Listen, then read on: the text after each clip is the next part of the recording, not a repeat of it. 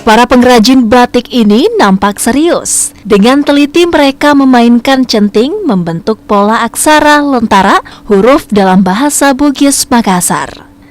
Jika melihat sepintas, Anda mungkin tak percaya jika mereka merupakan warga binaan di Rutan Kelas 1 Kota Makassar.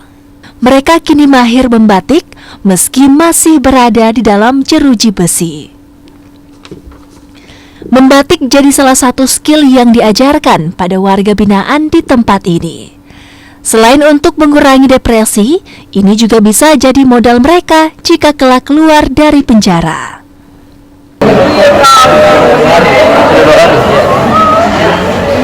Gampang nggak ini bikin begini atau susah? Susah gampang. Jadi sudah ada pengalaman ini. Jadi nantinya kalau misalkan setelah keluar dari sini apakah akan melanjutkan kegiatan membatik atau bagaimana? Tentu saja nanti keluar. Baru setelah keluar ya. Iya.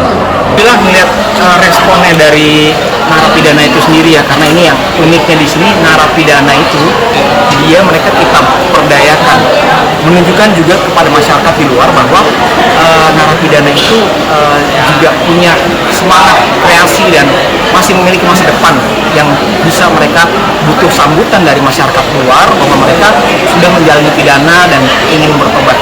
Alhamdulillah mereka sangat antusias sekali, sangat semangat sekali melaksanakannya, dan bisa dilihat ini dari proses hari kedua pembelajaran mereka sangat progresif. Hasilnya udah bisa kelihatan bagus, cantik-cantik batik hasil mereka, padahal baru 2 hari ini.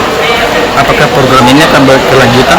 Insya Allah kami akan melanjutkan, karena itulah sebagai upaya dari negara, khususnya Rutan Kelas 1 Makassar, dalam menjaga budaya apa ada yang di Indonesia. Karena seperti kita tahu di disrupsi teknologi ini banyak sekali pengaruh-pengaruh budaya dari luar, sehingga inilah upaya negara Rutan Kelas 1 Makassar untuk menjaga budaya dari kita sendiri supaya tetap berlangsung dan terus. Hasil karya warga binaan ini nantinya akan dipromosikan oleh pihak rutan. Ini bisa jadi penyemangat mereka untuk tetap berkarya meski masih berstatus tahanan. Nila Rustam, Kompas TV Makassar, Sulawesi Selatan.